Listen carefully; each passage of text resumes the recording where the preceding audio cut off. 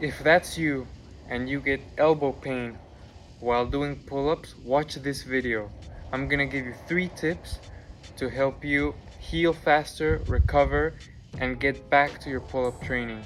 I personally had a whole history with my left elbow last year. I was training for the ring muscle ups, and one day when doing my pull-up training, I couldn't even pull myself up because of the pain I had in my left elbow. I was diagnosed with a tendinitis, and then it took me time to actually recover and get back to my training. But these 3 things that I did were the key to healing my elbow and being able to actually do the ring muscle up pain-free. My first tip is to use proper technique. So to start the movement, you want to be in a dead hang position with arms straight and shoulders relaxed. And from here, think of pulling your shoulder blades down and squeezing them together with the arms straight. This will engage your lower traps and lats, as these are the major workhorses of this movement. From here, you will pull up by bending your elbows. Think of driving your elbows back, or think of hitting someone behind you with your elbows really hard. This way, you ensure that you're actually engaging your lats during the movement and not overloading your elbows. My next tip is to change your grip. So what grip do you normally use when you do pull-ups or pulling exercises? Normally there's 3 main ones. The first grip is the overhand or pronated grip, and in my experience, this one is the hardest as it usually uses more of the smaller forearm muscles. The second one is the neutral or hammer grip, and this one helped me the most when healing my elbow, and whenever I have some pain, I always go back to this one, as it has a very good balance between the 3 arm muscles used. The third one is the underhand or supinated grip, and usually this is the easiest one to do for most people and for beginners because it mainly uses the biceps muscle, and this one is much bigger than the other 2 forearm muscles.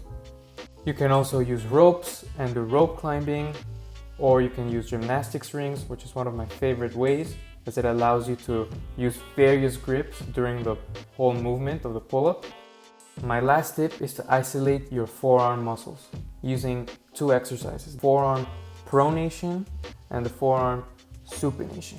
These exercises are really good in working on the small muscles in your forearm and around your elbow. The further away you place your hand from the weight, the harder the exercise becomes.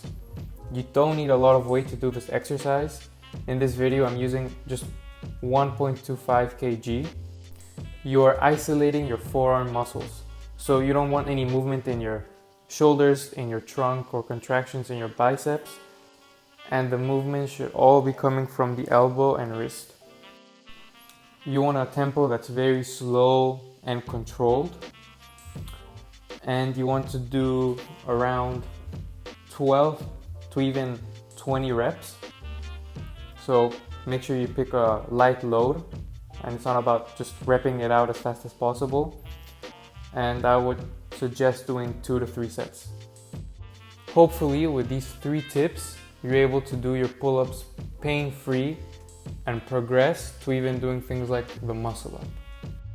So now we covered a technique to engage more of your back muscles, how to add more variety by changing your grip and balancing out the muscles in your forearm and the arms, and a way to isolate the small little muscles inside of the forearm to help you with your elbow pain while doing pull-ups.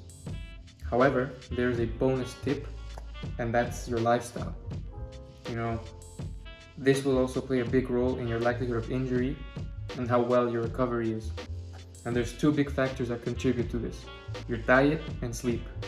If you're primarily eating junk food, you're not going to give your body the adequate nutrients it needs to rebuild tissue and get stronger.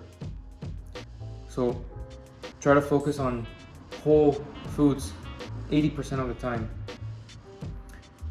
How is your recovery? Are you constantly adding weight, more reps, more and more and more?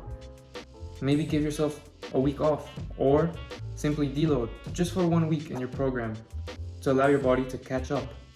And also focus on having good sleep, bettering your quality of sleep. Go to bed earlier so you have more time to sleep. That's the most restorative time your body has during any day. Don't neglect it, it's really important. That's where you actually rebuild and repair. I hope these tips help you. Good luck with your training and have fun.